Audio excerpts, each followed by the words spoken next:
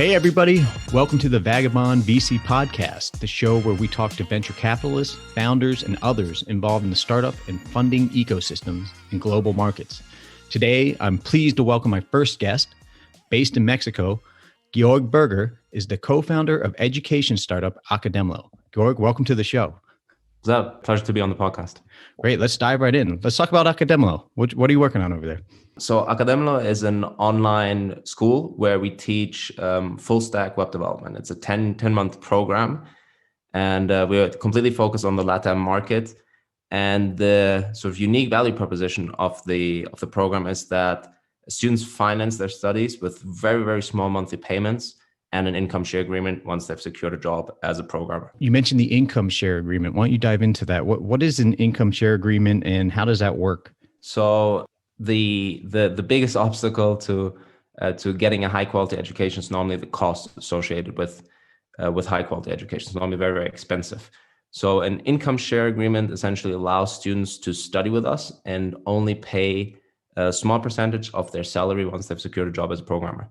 So in the US, there are several larger startups and companies that are doing something similar, such as Lambda School or Kanzi Academy. And we are essentially doing the same thing here in Latin America. And so could you look at it as almost like an investment in a student themselves, and you get the return when they actually graduate and get employed? Yes, definitely. So you could think about this as sort of investing in human capital. Do you how does that typically work? Do you are there negotiations with students on their actual percentages, or is it a fixed percentage? How do you determine what the student end up paying after they are fully employed? And also, how do you determine what students are actually going to be successful and through the program and graduate and are able to get employed? There's a standard ISA. So the students sign an ISA after they've been admitted to the program. The ISA is for 12% of the student's salary for 3 years, with a minimum salary of 15,000 Mexican pesos, which is about $750 a month. That's a relatively good salary, like for an entry level software developer here in Mexico. And there's also a cap. So the maximum amount that students will pay is 120,000 pesos, which is about $6,000. So that's the way the ISA is structured. We do actually offer a variety of different packages to the students. So students can also opt for hybrid financing, where they make slightly higher monthly payments during the program in order to get a slight percentage reduction on the ISA. That essentially allows students to adapt the ISA to their personal preferences, right? Because there's some students that might have some savings or might still be living with their parents, and the parents are more than willing to invest and finance the students' studies. So there's also a way to basically expose students to this hybrid financing. In regard to the admissions process, it's a pretty rigorous admissions process. We've received so far thousands of applications, and our admission rate is around 9%. So students complete an aptitude exam, complete an interview process, and also a small JavaScript course that they have to complete before actually getting admitted to the program. And the other question you asked is, how do we sort of make sure that students get a job? So that's actually a very important part of the business model. We have a network of allied companies, of companies that cooperate with us and directly hire our graduates. So that's a very, very essential part of the business model, is actually to ensure that students can get a job. And it's not that simple. It's not just that we teach students for 10 months and then tell them go look for a job. We actually do a lot in order to establish this trusted relationship with local startups or larger companies.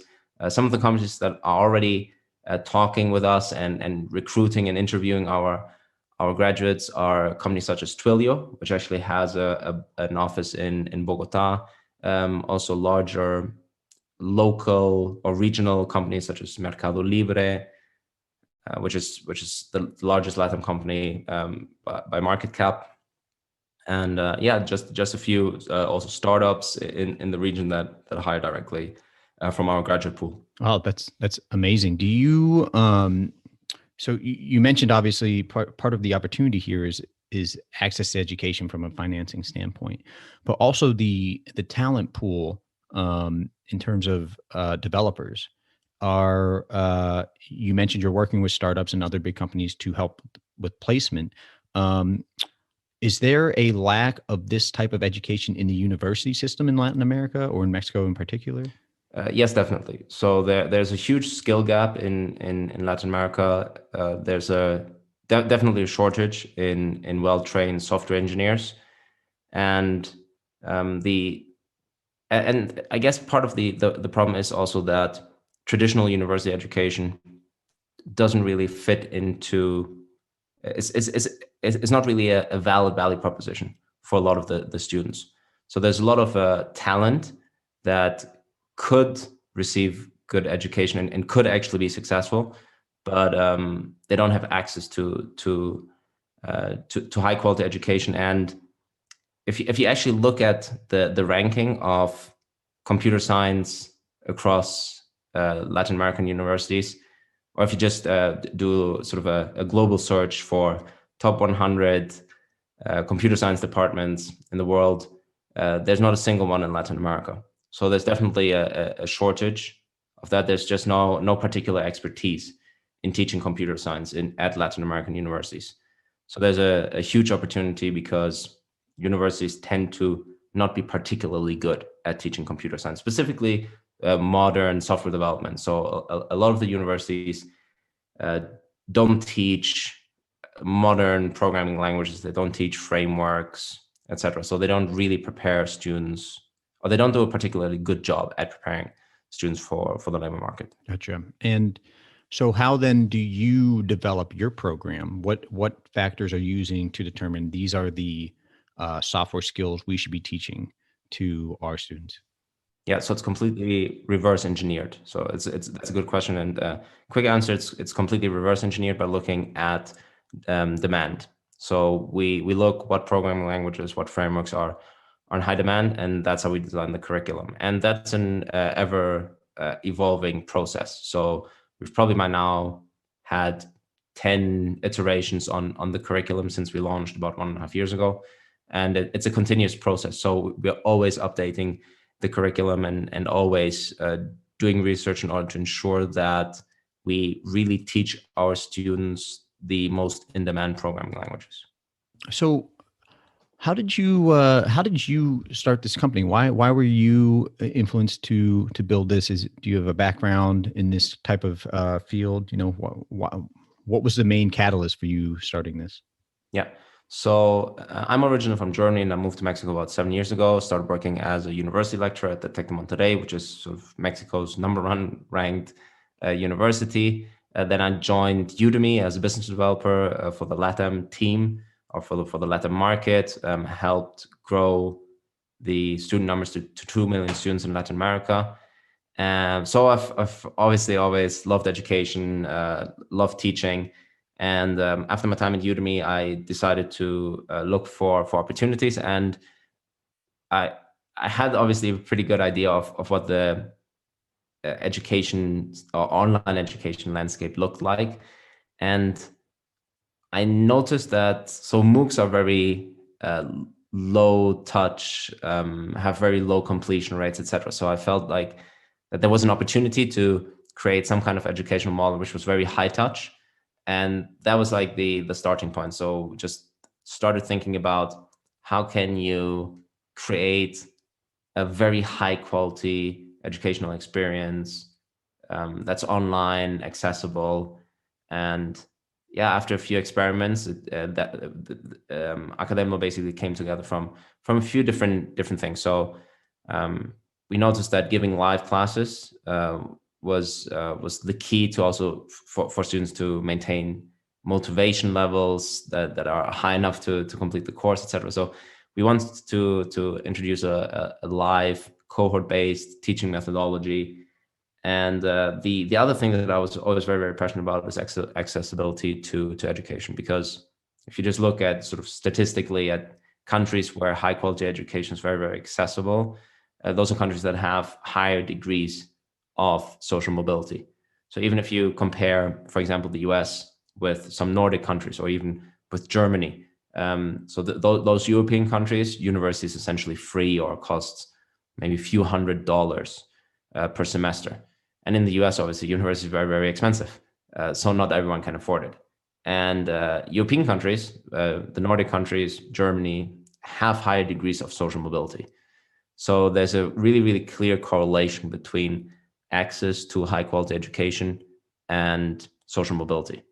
So when we found out about income share agreements, so the way we actually found out about income share agreements is also quite interesting, because we initially found out about this concept from a Colombian company called Lumni. That was one of the first companies that innovated in the ISA space. And then after researching ISAs, we also found out about Lambda School. And well, after doing some research, obviously noticed that this is a market opportunity that's quite substantial and could be the basis for venture-backed startup. So we basically combined those two things. So high quality education via live classes and making it radically accessible via income share agreements. And so how's the journey been to date? So that's kind of how you guys have, explored the idea and really created the concept. And so how has the building process been? Yeah, so we launched in the summer of 2019. My co-founder Erik Perez and we were both sort of working on the side and launched our first cohort with just 20 students. Then in January 2020, Hustle Fund decided to invest in Academlo, and we grew from 20 to 200 students over the last year, and we continue to. So over the last few months, we've really accelerated our growth and also sort of iterated slightly on the business model. So we've introduced small monthly payments that students have to make whilst they study with us, which helps with the cash flow, but also helps to filter for students that have skin in the game. So it's definitely improved almost every single KPI that we had. And right now we're growing pretty quickly, hundreds of students already, and we're probably going to have thousands of students by the end of the year. Great. Wow. That's excellent. And are there, so you're building this in Mexico, and you're obviously targeting the Latin American region. In terms of being an entrepreneur in Mexico, are there any kind of roadblocks to being an entrepreneur in terms of the resources there, the funding there? You mentioned that you raise around from Hustle Fund, who do invest in emerging markets, and they're based here in the US. Do you think that the startup ecosystem there is very strong, or is there still kind of ways to go for entrepreneurs in Mexico? LATAM and Mexico is, I would say, still a very complex and very complicated environment for founders who are trying to launch fast growing companies. But to be honest, I feel like that's like, I generally subscribe to the idea that doing a startup is hard everywhere in the world. So I I don't particularly think that that LATAM is very special in any way. It's difficult in the US, it's difficult in Europe, it's difficult in Southeast Asia, it's difficult in Latin America. That being said, there are severe challenges in Latin America, specifically at the pre-seed, seed stage. There's essentially no capital, or very, very limited capital. There are very few LATAM investors that want to invest at pre-revenue or in a company where there's relatively little revenue still. It's relatively difficult. So obviously, venture capital is growing, and the startup ecosystem is growing dramatically in Mexico and in Latin America.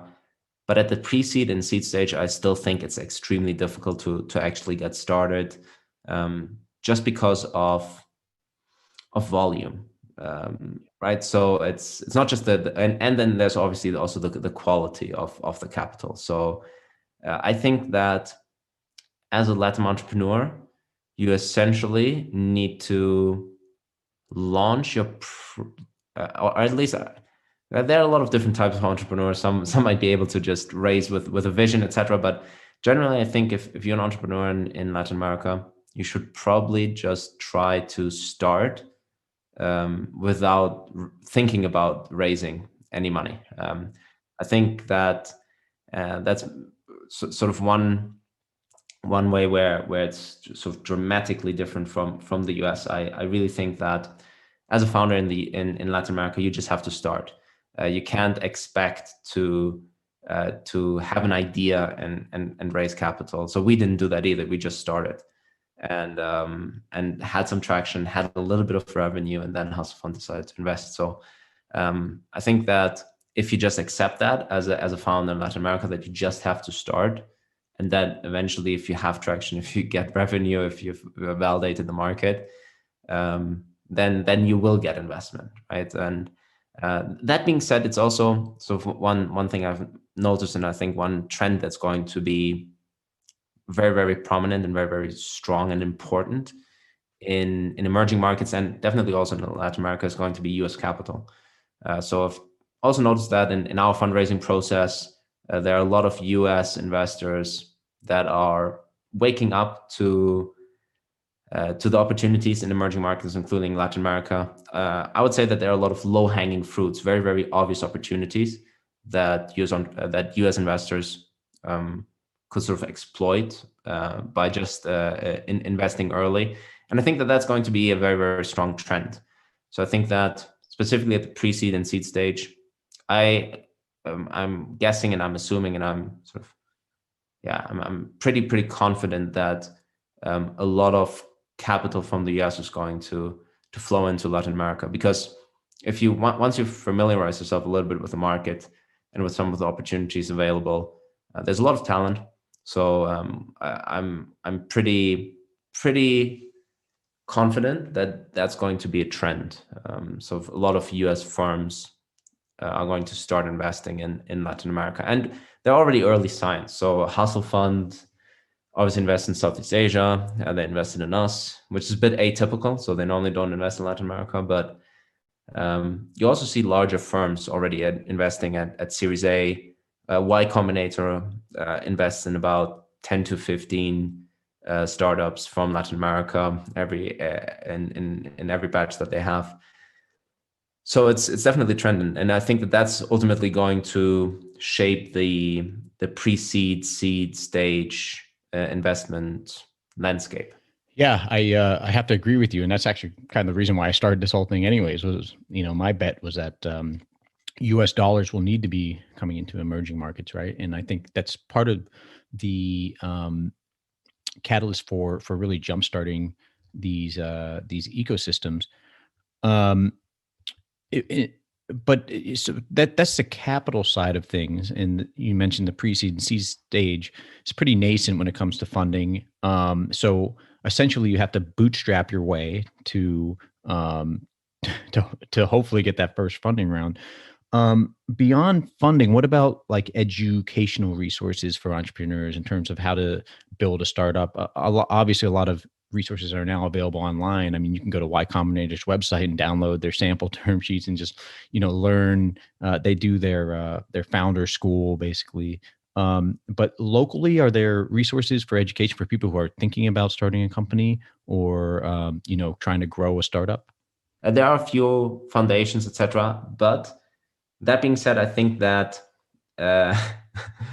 one of the big mistakes of entrepreneurship education here in Mexico is that a lot of it is focused on fundraising, which I think is exactly the wrong way to approach approach the startup process.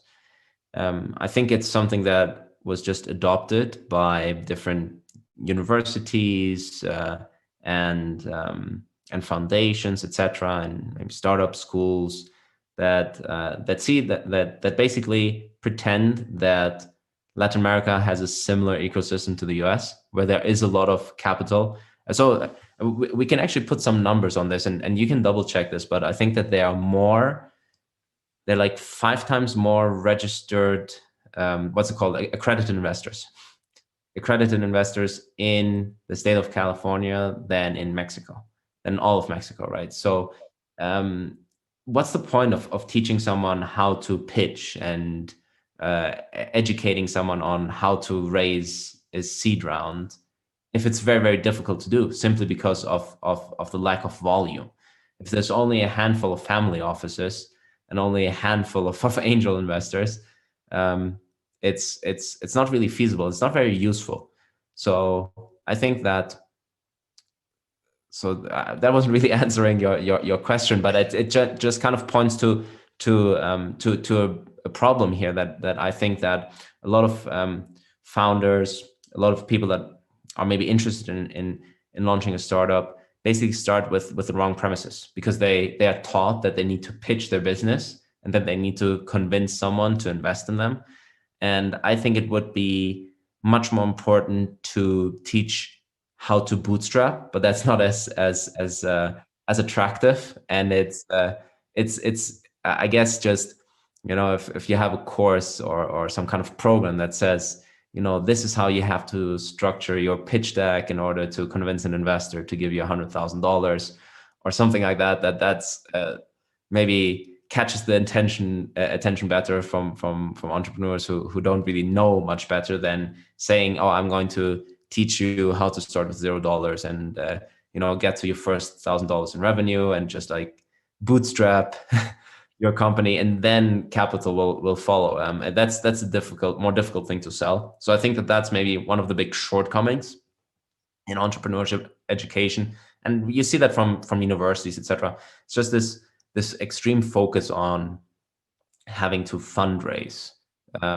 which is sort of putting the cart before the horse, right? It's like, I think as an entrepreneur here in Latin America, the right way, specifically if you're a first-time entrepreneur, if you're a second-time entrepreneur, completely different story. But if you're a first-time entrepreneur, the only thing that you can really do in order to get started is just start, get to a little bit of revenue, start validating the market, and then maybe try to raise from local investors, from the few angel investors that live in your city, in your town. And if that doesn't work, then start reaching out and start networking with US investors. And I can definitely say that from Academlo's fundraising process, 90% of our capital has come. So we have had some local angel investors, but almost all our capital, all our investments have come from outside of Latin America, outside of Mexico, from European angel investors or from US based funds or angel investors. So I think that's maybe sort of one of the shortcomings, and it's necessary because the landscape is so different, right? I think in the US, if you teach someone how to pitch and how to raise money with a vision, it can actually work, right? Like I know I have founder friends who've basically done this in the US, and they've raised $2 million, $3 million, $5 million with a PowerPoint, essentially. But that's just not going to happen. I mean, that's also the exception in the US, but it does happen. That is almost never going to happen in Mexico. So it's the starting point should be how to launch, how to get your first customers, and then investors will follow. So that's sort of my commentary on how education for founders and entrepreneurs in Mexico and Latin America sort of should maybe change its focus. There's definitely some positives there though, because I think one of the age-old kind of things about venture capital in general, and the industry receives a lot of criticism. Some it's definitely deserved, but I think that the basics are, if you build a great product, you will be able to get funding and people who want to actually fund that vision, because the product itself is so good. Consumers want that product. There is demand. You basically have already proven yourself. And I think in a way, when you're forcing founders to create that, they're going to be building a better company than just someone who gets funding from a PowerPoint, because now they're like, okay, I've got all this capital. Like, where do I start? Versus someone who's already, been through the the hardship of actually creating that stuff without venture backing. And yeah, I mean, it's great to hear your perspective though on that. Maybe what's lacking there is operational education versus just fundraising. And it's good to hear that that's an opportunity that can arise, as the ecosystem develops. Um, as we are getting to the towards the end here, looking kind of down the line, what's your vision for Academlo? Where do you see yourself heading in the next few years, and what's next? Yeah. So essentially, I have two. So it's the two aspects towards my thesis on the future of education.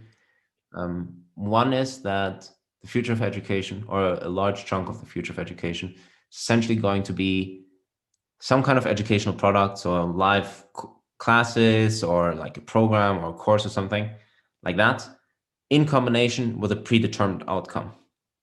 So I believe that there's going to be education plus finding a co-founder or launching a startup or launching an app or getting a job. That's sort of the most attractive one. Like, learn this skill, get a job, or take this program and launch your startup. So I think that that's going to be um, the bundle of how education is going to be bundled. It's going to be education plus some kind of predetermined outcome. And the sort of other variable that I think is sort of going to open a lot of opportunities for Academlo is that there's a gap between what skills that employers need, what students want to learn, and what universities or what traditional education is currently offering. So I think that there's a big gap there. Or maybe traditional education doesn't do a particularly good job at some of those things. So I think that there's that gap between those two things, and I think that gap is Academlo's opportunity. So we are, for example, going to be launching new courses that are already on the roadmap and are going to be launched in the next few weeks. So we're launching one program for senior developers. So helping mid-level engineers to upgrade their skill set, sort of a focus on architecture, security, scalability, leading tech teams. So basically how to become a senior engineer. And we're coupling that with sort of a one-time payment plus a success fee, which is probably going to be paid by the company that recruits this student. So that's one program we're launching. We're launching another program, which is, from my knowledge, going to be the first no-code bootcamp in Latin America. So we've done some first-hand research. We've actually built a few no-code products in the process, and we believe that no-code is definitely going to be an important part of just building products, of the startup ecosystem, etc. So we know that there's huge student demand for no-code, and we're going to launch. We'll be launching Latin America, Spanish-speaking Latin America's first no-code bootcamp. And then there are a few more courses. So there's B2B sales, marketing, DevOps. There are a few different areas, few different programs where we see that there's a lot of demand. Traditional education doesn't really target that demand, and that's going to be the future. So just really expanding the amount of programs and the number of students. Yeah. So even beyond developing. Yeah, definitely. So we started with web development and computer science because that was the most prominent pain point. It's just it's very, very difficult to hire software engineers in Mexico. There's a huge skill gap in all of Latin America for software engineering talent. So that was the obvious opportunity. But we've done research, and we know that there's huge opportunities, for example, to train B2B sales executives, sort of account executives, right? Like an entry-level sales job. It's currently very, very difficult if you've, for example, studied the humanities, like if you studied history or something like that, and then you're trying to get a job, could be difficult, unless you maybe become a history teacher or something like that. And I have nothing against history teachers. I myself taught world history at one point at high school, so I have nothing but respect for history teachers. But it's can be quite difficult to find a job. And if you're trying to maybe get a job in sales, well, where do you go? You can't go and study 3 years or 4 years at university just to earn a business degree to then go into sales. And that's still the most common job in the world is sales. So that's also a huge opportunity. And that's also on the roadmap. Wow, that's great to hear, and I'm really excited to see that stuff come down the pipeline. How are people able to get in touch with you if they want to? Are you active on social media? Do you have direct contact that people can reach out to you? Yeah, definitely. So you can follow me on Twitter. It's Georg Berger 7. That's George without an E, so it's GeorgBerger 7. And you can also get in touch with me via email if you want to reach out. It's George@academlo.com. I guess you can maybe put those contact details in the show notes. They'll be in the show notes or something like that. Yeah. So if you want to get in touch, I'd be happy to be in touch with anyone who was curious. Great. Well, everybody go check out Academlo, innovating on the education system in Latin America. And Georg, thank you for joining me on the show. And we'll catch everybody next time. Thanks for having me.